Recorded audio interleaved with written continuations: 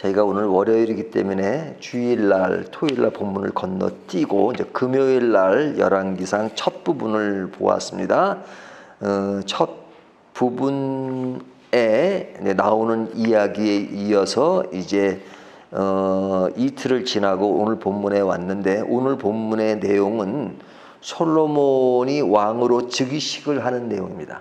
그래서 38절부터 40절까지를 보면 왕의 즉위식이 나오고, 그리고 그 뒤에 나오는 내용은 그 즉위식 소식을 들은 아도니아가 반응하는 그 내용을 나옵니다. 이 반응에 대한 이야기를 하는 것은 앞의 내용은 이제 아도니아가 행동했던 내용들이 나오죠. 그가 스스로 왕이 되기 위하여 이제 거의 뭐 왕 자리에 앉았다라고 생각할 만큼 그런 위치에 있다가 솔로몬이 왕이 되는 장면이 나오고, 그렇게 되니까 그가 이제 그것에 대해서 반응하는 그 내용이 오늘 본문의 내용입니다. 솔로몬의 즉위식은 전 제사장 사독이 끼고요. 그 다음에 선지자 나단, 그 다음에 군사령관 분이야와 이렇게 이 사람들이 이제 다윗의 명령을 따라서 이제 즉위식을 하게 되는데, 솔로몬을 노새에 태우고 이제 기온으로 내려갑니다. 이제 기온이라고 하니까 이 예루살렘에서 굉장히 멀리 떨어져 있는 것처럼 느끼지만 바로 붙어 있으니까 뭐 예루살렘이라고 해도 과언이 아닙니다. 그래서 이제 제사장 사독은 솔로몬에게 기름을 붓죠. 그래서 기름 붓는 내용이 39절에 나옵니다. 제사장 사독이 성막 가운데서 기름 다음 뿔을 가져다가 솔로몬에게 기름을 부으니, 이에 뿔 나팔을 불고 모든 백성이 솔로몬 왕을 만세스를 하옵소서 하니라. 이제 솔로몬이 왕이 된 거죠. 왕이요, 이렇게 되는 상황이죠. 자, 이때 이제 왕이 되는 것이고, 그리고 모든 백성이 기뻐하며 솔로몬이 왕이 된 것을 기뻐한다라는 말로 이제 40절까지 왕의 즉위식의 이야기를 합니다. 자, 이런 상황에 그 앞의 내용은 조금 전에 말씀드린 것처럼 아도니아가 솔로몬을 제외하고 스스로 왕이 되게 하기 위해서 준비하고 자기를 반대했던 사람들을 치려했던 내용들이 나왔었잖아요.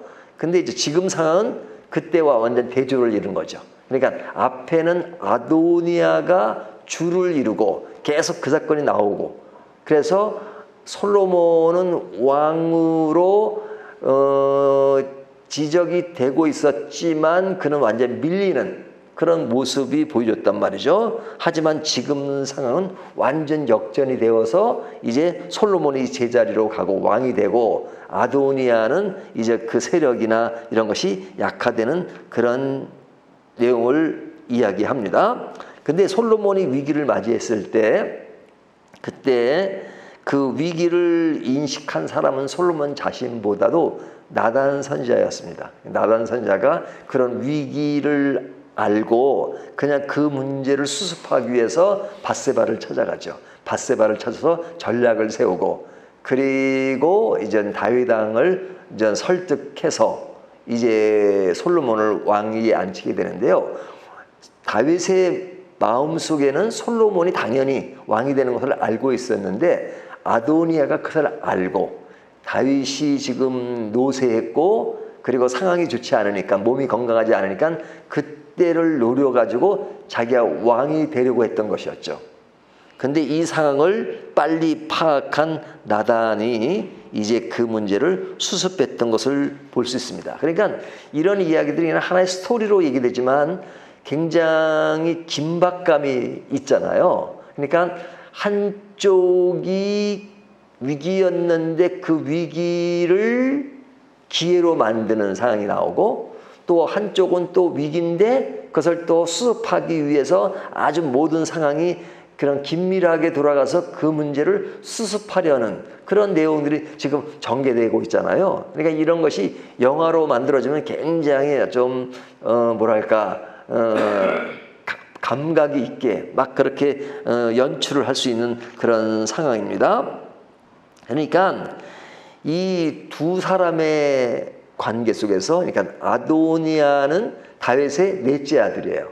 솔로몬은 그 밑에고요. 그러니까 이제 뭐 다윗이 아내가 여러 명이니까 그 엄마는 다르지만 지금 그 아도니아는 자기 형들은 다 죽었습니다. 압살롬도 죽고 암논도 죽고 길르압도 죽고, 그러니까 자기가 왕이 돼야 되는데 이 다윗이 솔로몬에게 관심을 갖는 그런 것을 보고 자기가 왕이 되겠다.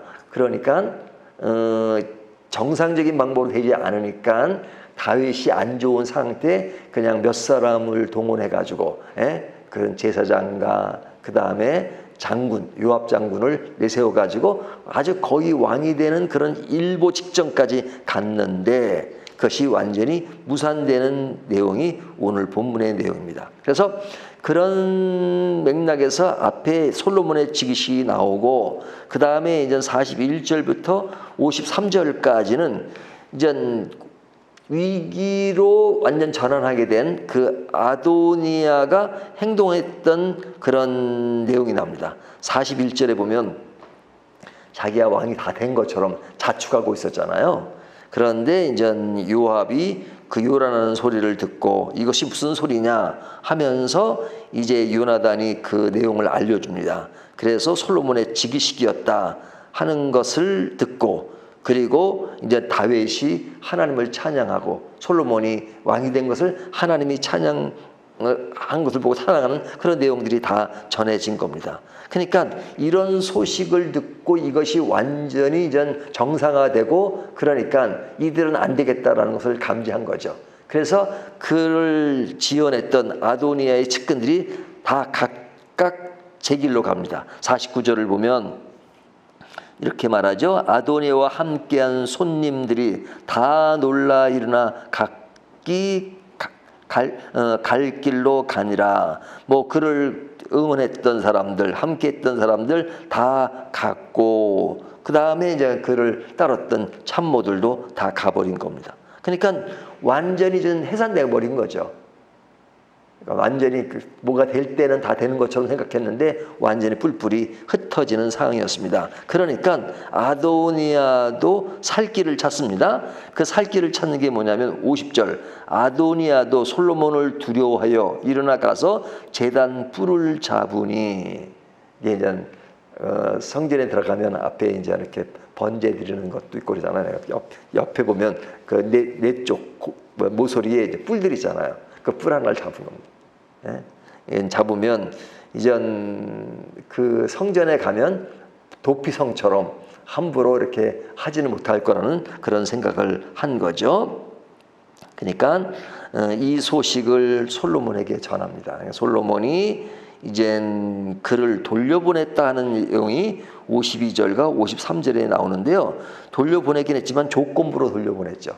그가 선한 사람일진데, 그래, 선한 사람이라는 것은 사람 자체가 선하다기보다는 그가 이제 왕이 되고자 하는 그 욕망, 그것을 버리면 살려주고 그런 모습을 끝까지 가지고 있고 그냥 솔로몬에게 대항하는 그런 입장이 있다면 악한 모습이죠. 그러니까 그 둘 중에 그러지 않겠다는 이제 각서는 아니겠지만 그런 다짐을 받고 돌려보냈다 하는 내용이 이제 오늘 본문에 나오는 내용입니다. 그러니까 이 본문의 흐름을 보면 위기와 기회가 막 이렇게 교차되면서 그냥 그 모든 승산이 누구에게 있느냐 하는 것들이 이제 벌어진 거죠.